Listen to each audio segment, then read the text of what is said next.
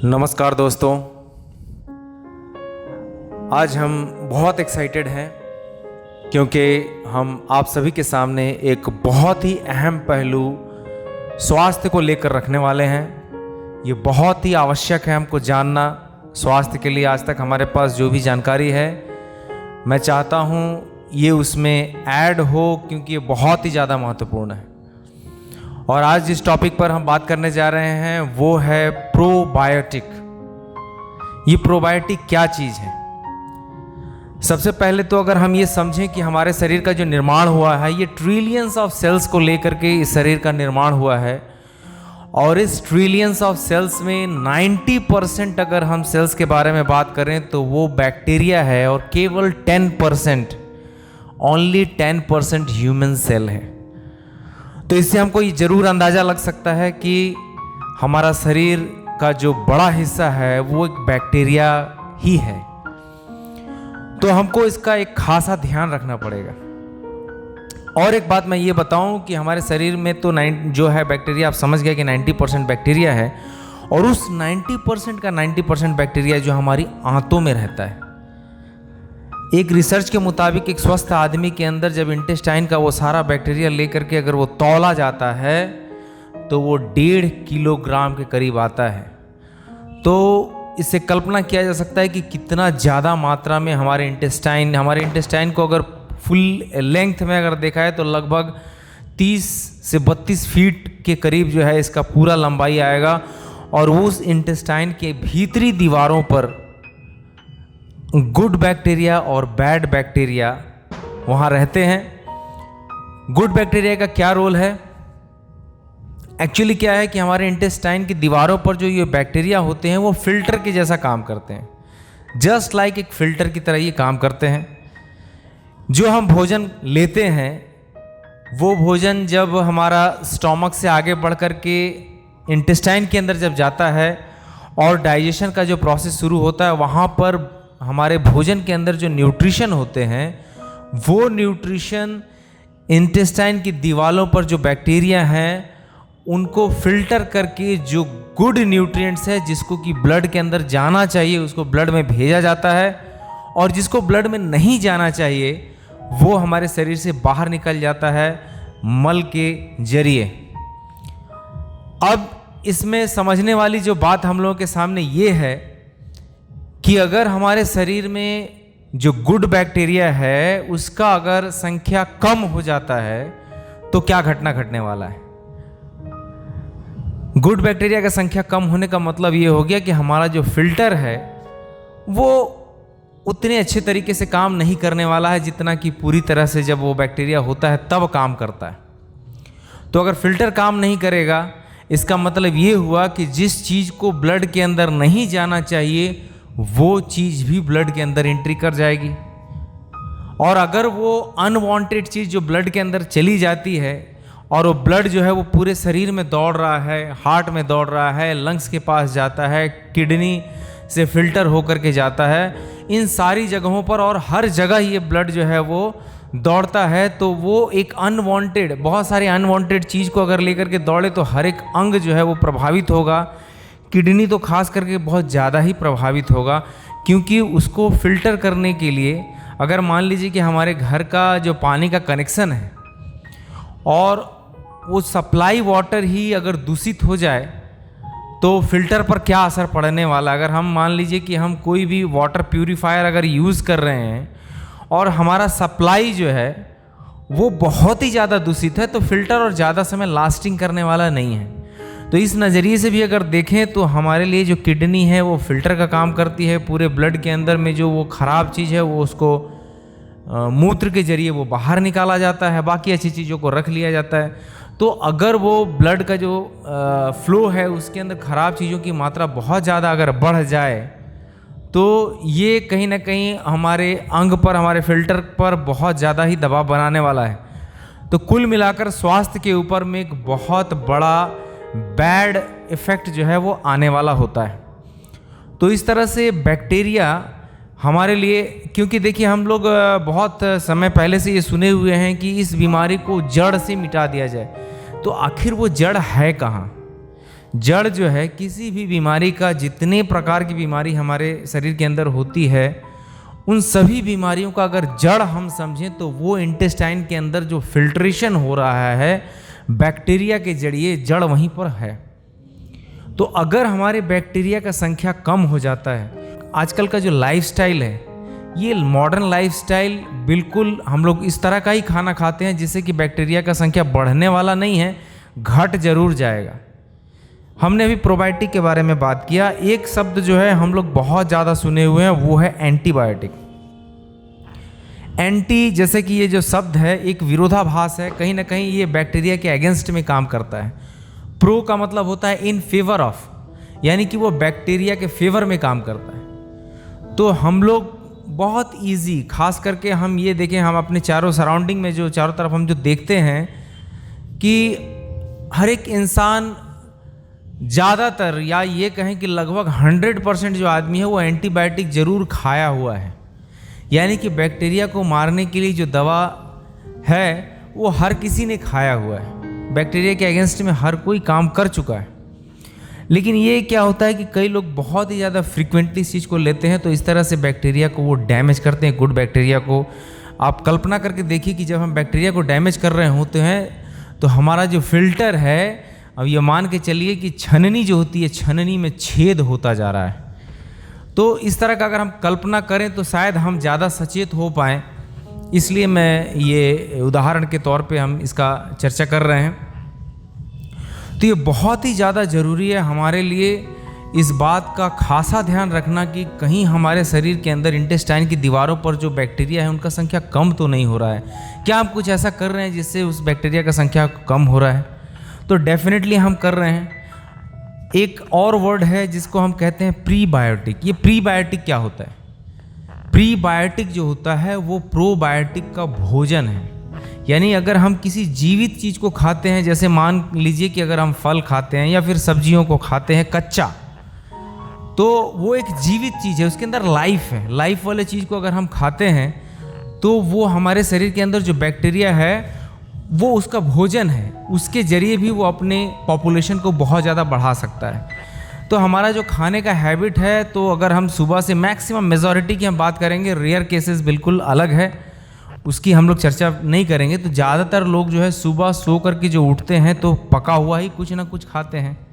अगर वो fast food खा रहे हैं तो पका हुआ ही है, कच्चा तो है नहीं। जंक फूड खा रहे हैं, बच्चों को खिला रहे हैं, बड़े प्यार से हम लोग जंक फूड खिलाते हैं बच्चों को, लाड़ प्यार के साथ, और कहीं ना कहीं हम उसके स्वास्थ्य के साथ बहुत खिलवाड़ भी कर रहे होते हैं अनजाने में। वो बच्चा भी अनजान है और हम भी अनजान हैं। लेकिन मैं तो यही कहूँगा कि नहीं, आज के बाद से हमको ये बहुत ही ज़्यादा इस चीज़ को लेकर के सचेत हो जाना है कि नहीं, हम अपने नेक्स्ट जनरेशन को हम क्या कर रहे हैं। अगर हम उसके स्वास्थ्य को सुधार नहीं पा रहे हैं तो हम बिगाड़े ही क्यों? ये काम तो कम से कम हम ना करें।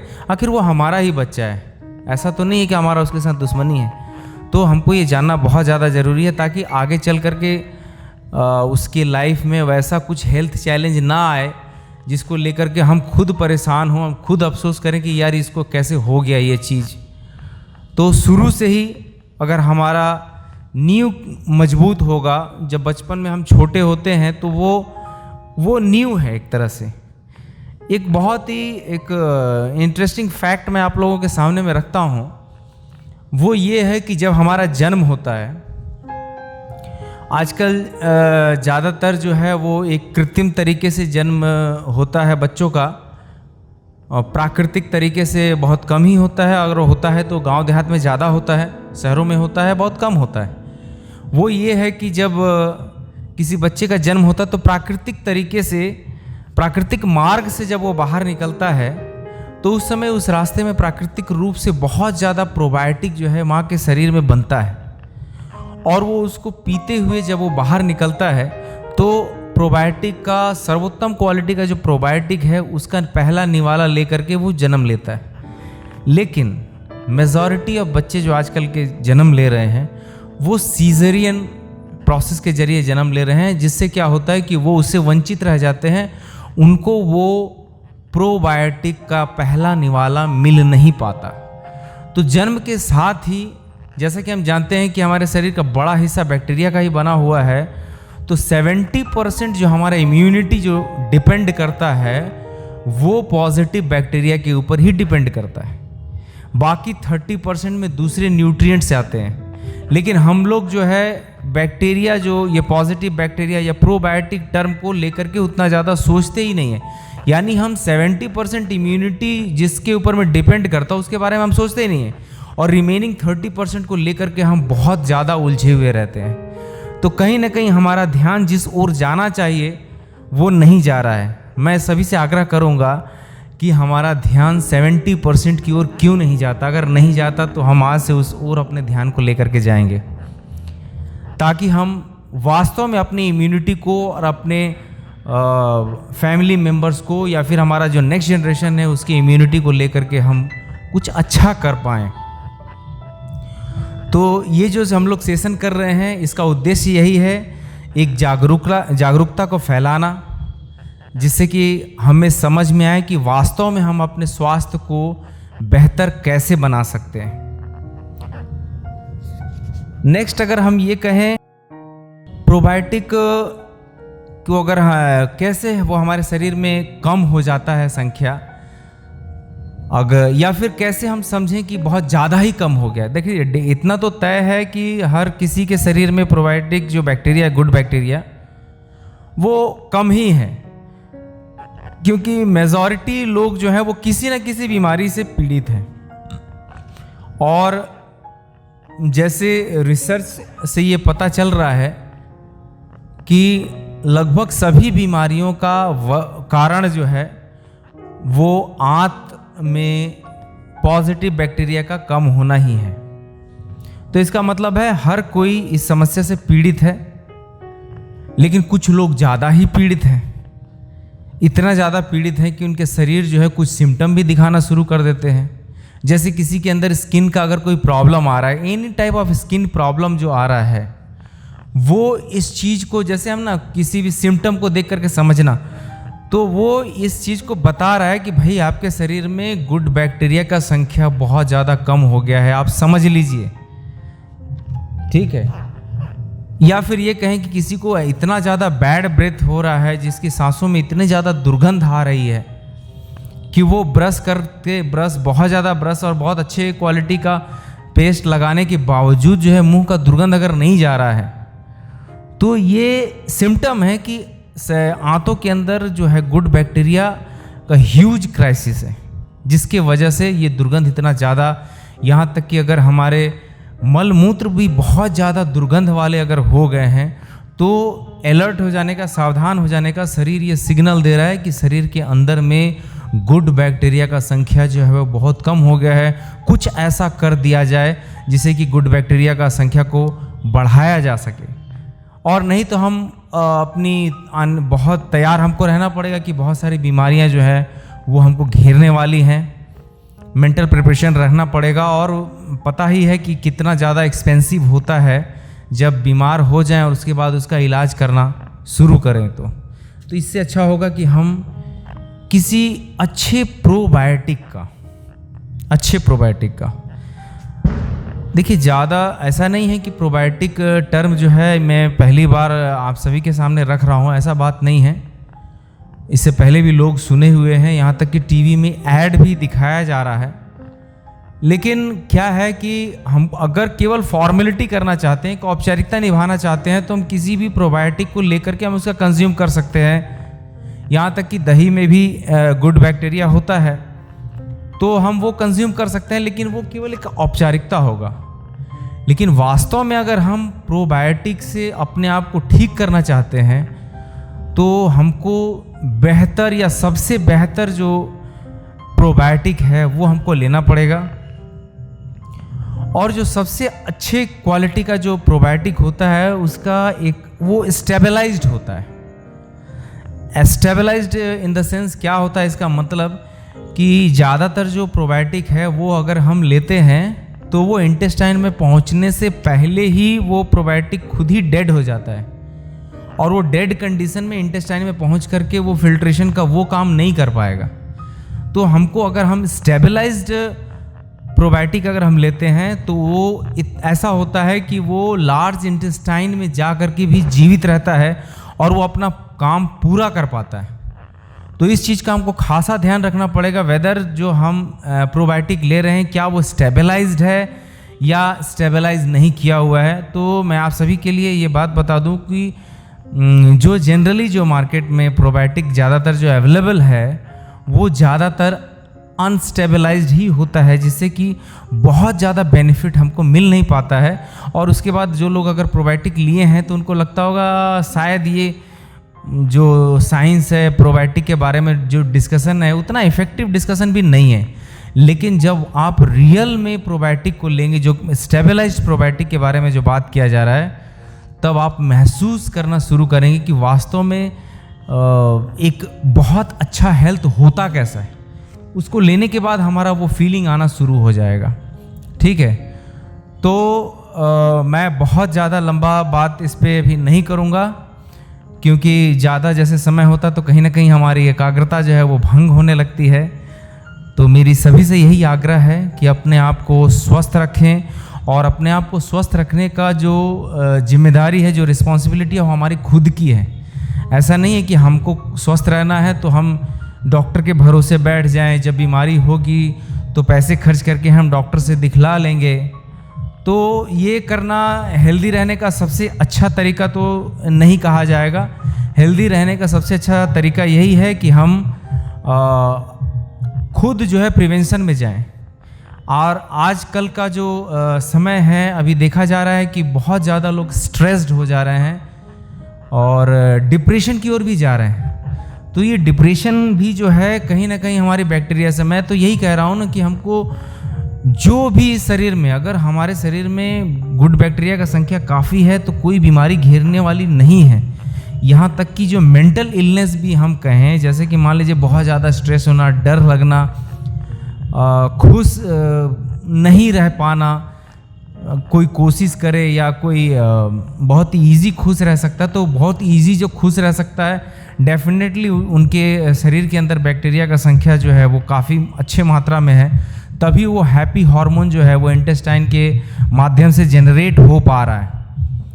तो हर क्षेत्र में A to Z मान करके चलिए कि अगर हमारे किसी को नर्वस सिस्टम से रिलेटेड प्रॉब्लम हो रहा है या किसी भी तरह का जो प्रॉब्लम हो रहा है, तो सबसे basic requirement, the initial requirement अगर हम कहेंगे तो हमको अपने शरीर का बैक्टीरिया, जो इंटेस्टाइनल फ्लोरा जिसको हम कह सकते हैं, उसको बैलेंस करना पड़ेगा। इंटेस्टाइनल फ्लोरा में 80% जो है गुड बैक्टीरिया और 20% बैड बैक्टीरिया का कॉम्बिनेशन एक बेस्ट हेल्थ में ये जाना जाता है।